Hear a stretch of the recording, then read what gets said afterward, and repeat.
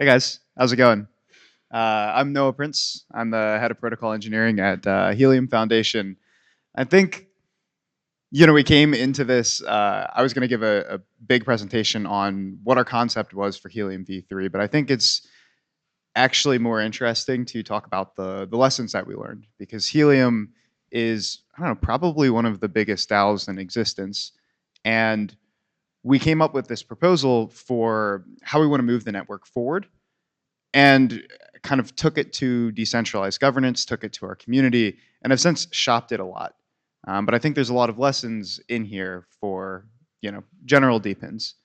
So first, I think need to start with a history lesson. And not everybody knows who helium is, although this is a DePIN day, so probably everybody already knows who helium is.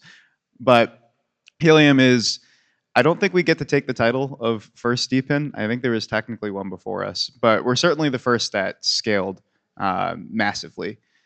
So originally, Helium started trying to solve this problem for IoT, LoRaWAN devices.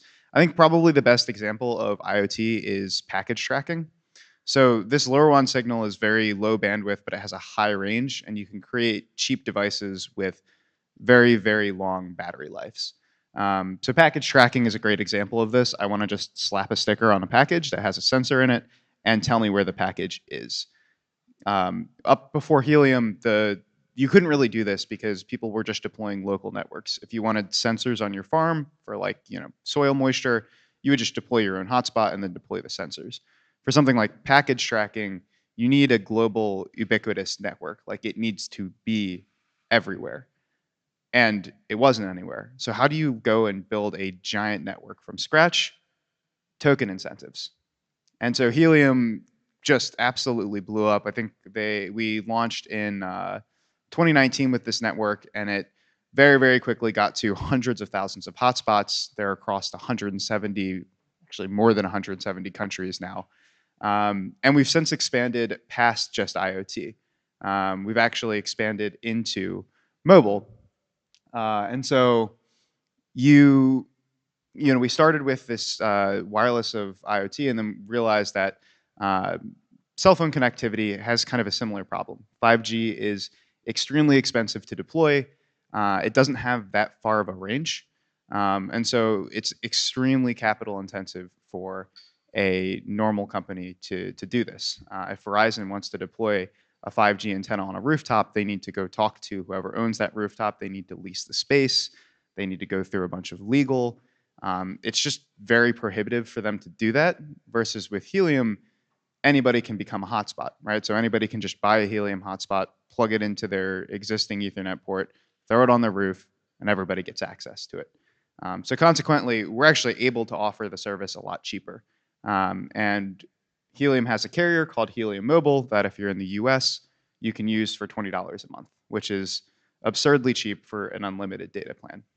So it's going great. And not only do we have this carrier, we also have this idea of carrier offload.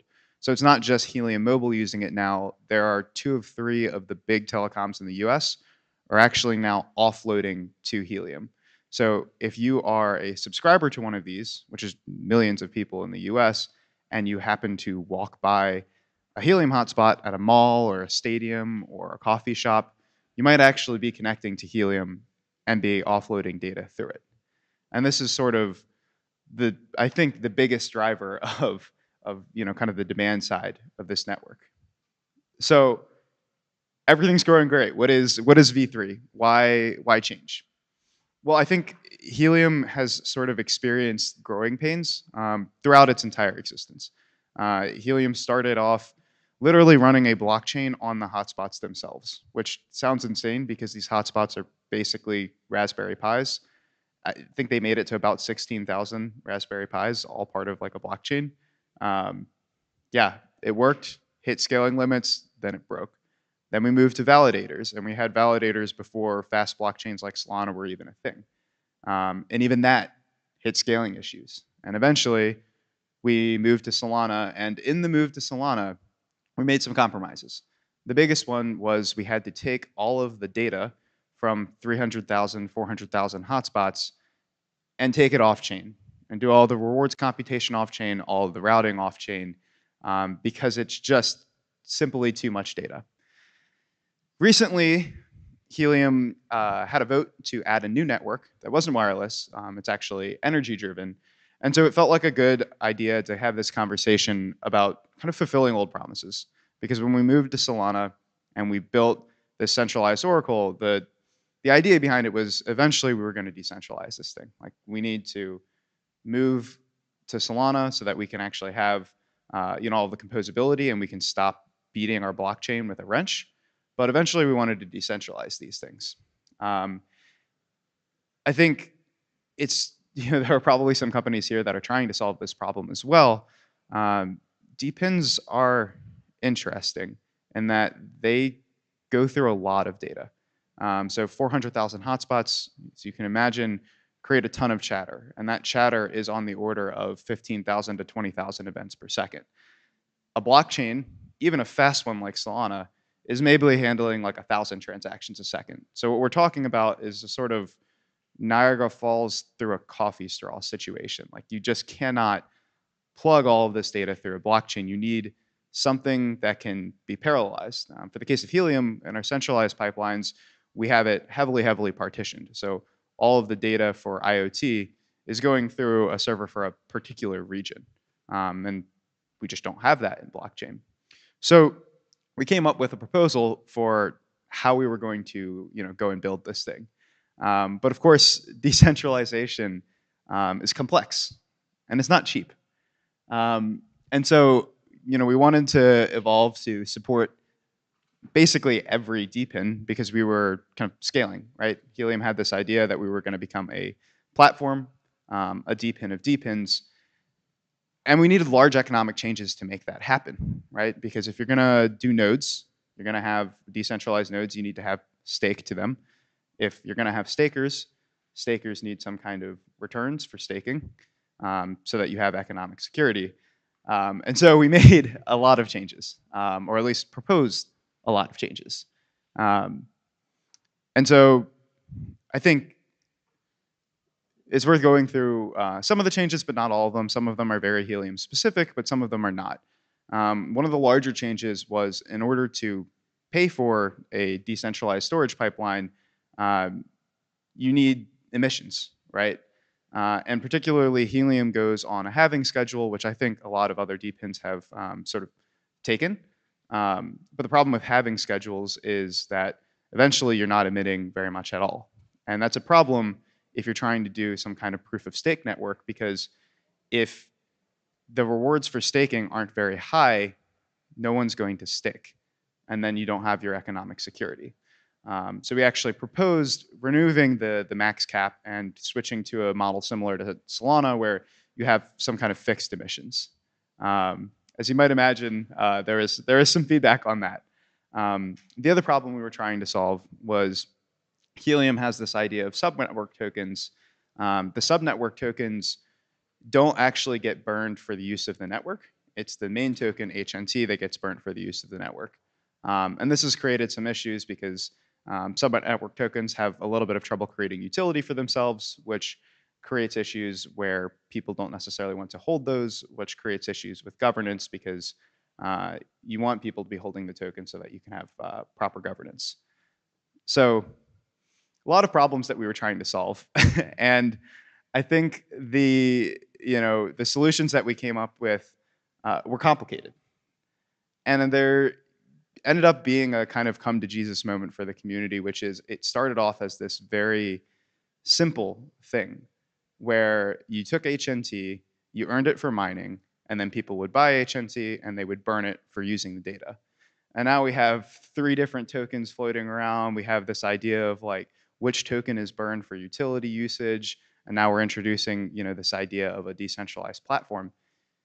It's a lot. And it's very confusing. And that was kind of the feedback. So I'll start with sort of the least shocking feedback and go towards the most shocking feedback. I think the least shocking bit of feedback was people did not like the inflationary model and not having a max supply anymore. I think this is not going to be surprised Pikachu on this one, right? People like the idea that helium has a maximum supply of 223 million. It's never going to go above that. And as usage continues on the long tail of things, hopefully eventually usage eclipses the emissions. Um, so I think that's not changing. And we actually came back with another proposal that is a little bit less extreme than the original proposal. But that wasn't very surprising. The second bit of feedback was a little more interesting, which is there's actually a desire for people going back to just a single token system. We have this IoT token, mobile token, now an energy token.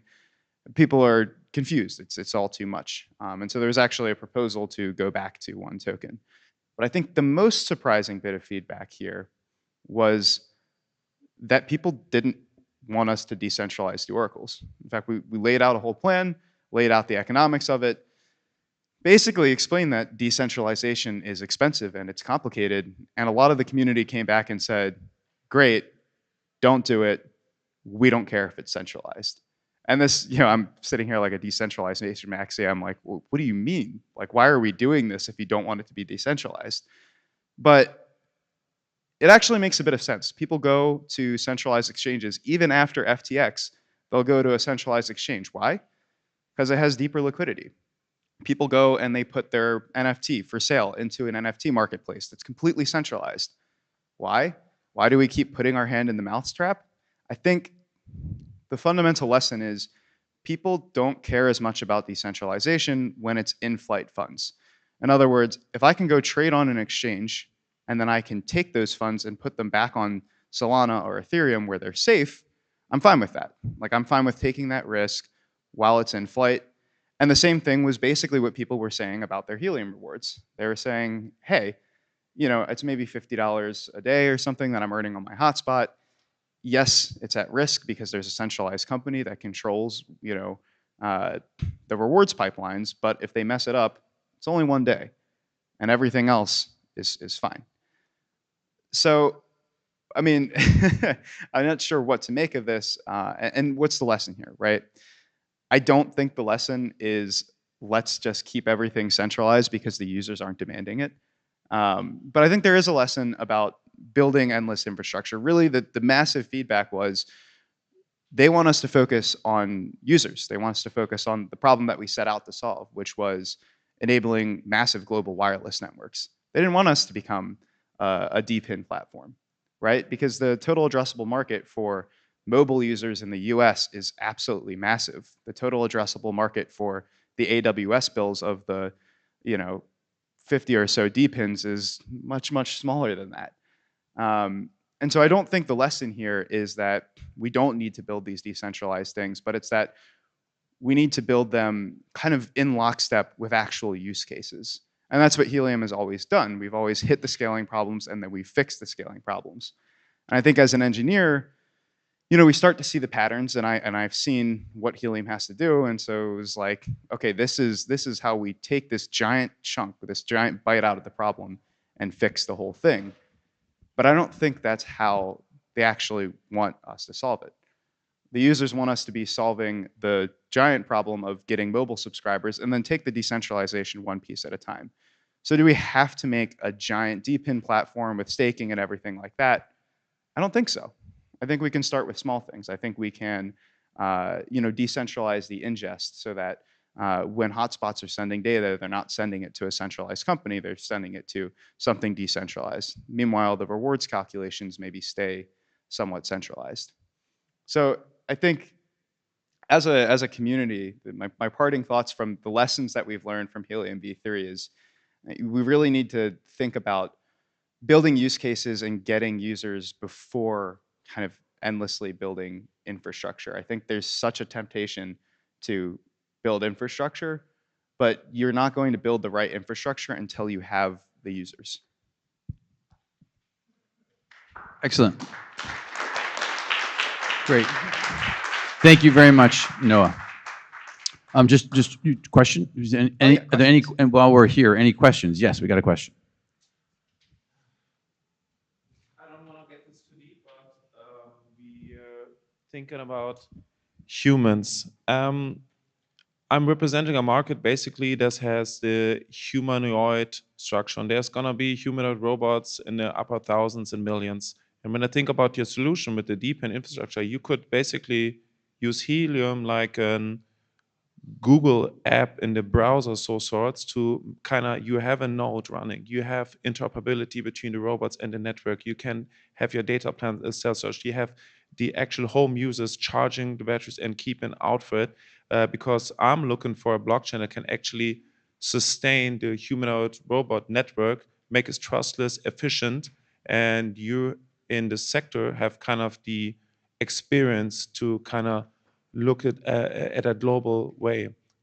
Simple example, for example, when I import robots from China, they don't speak the same language as the ones in the States. When Elon is rolling out this product next year, I might have issues with clients in Singapore and whatnot, but the Helium network could really use its experience and in the blockchain, the L1s, whatever, to really maybe start on that concept and not even think about human, but on these mobile networks. Maybe you have something to say about that, because I'm rambling just here at this moment. Yeah, I mean that's is an interesting problem, right? Because you're going to have similar problems to us where those humanoid robots are producing a ton of data, just an absolute fire hose of data. Um, yeah, I mean I think this problem does need to be solved, and we're probably going to start looking at solving it because you know every single DPIN that I've talked to, it's actually a little bit sad because it's decentralized physical infrastructure, and the physical infrastructure absolutely is decentralized. You've got random people deploying hotspots, deploying robots, deploying whatever, but we're kind of all a little bit of CPINs, some centralized physical infrastructure networks because I don't know of very many whose rewards pipelines are actually decentralized, whose data ingest is actually decentralized. Like worst case scenario, we see people. The worst I've seen is someone doing it through a spreadsheet. They're literally like, I have a spreadsheet and they're sending out tokens. Best case scenario, you have something like Helium where it's very open, right? Every piece of data we ingest, we write to an S3 bucket that is, requester pays, so anybody can read it and they can verify what we've been doing. But it's still kind of a trust me, bro, because we could have been censoring messages before sending them to the bucket. So yeah, it's a very hard problem. I think it needs to be solved. It's just it needs to be solved, one step at a time, not a giant giant overhaul. Great. Mark. Could you explain the three other Helium tokens you were talking about, the power one and the others? Yeah, yeah. So the three networks are IoT, which is sort of the original one that we built. That's the lower one, Signal. So it's mostly for like sensors and things like that. There's mobile, which is for the 5G and Wi-Fi network. That's what Helium Mobile in the US is using. And in Mexico and other countries, there are carriers that are offloading to it. There's a new one that we just had a vote. So it's not, that token does not exist yet. It's called Sourceful. The token is going to be called Energy. And it's a really interesting idea about managing power grids. So power grids, it's actually very expensive for them when they produce too much power. They have to find a way to offload it somehow. So in places like California, where everybody has solar on a very sunny day, everybody's like outside doing stuff. Meanwhile, their solar panels are churning out tons of electricity, and the grid actually produces too much. And so the idea with energy is that you can put all of these solar panels into one DePIN network that effectively manages supply. So the power company says we're producing too much, and it starts shutting off people's solar panels. And you can also add batteries to the equation. So if someone has a battery, or for example, like a Tesla, they can say that, hey, like charge my Tesla when the power grid is producing too much electricity. And then if you have a battery, you can output into the power grid when there's not enough energy. So kind of a smoothing operation. The economics of the three subnetwork tokens I won't get too much into because it's a little bit more complicated. Great. Listen, thank you very much. Let's give a round of applause to Noah.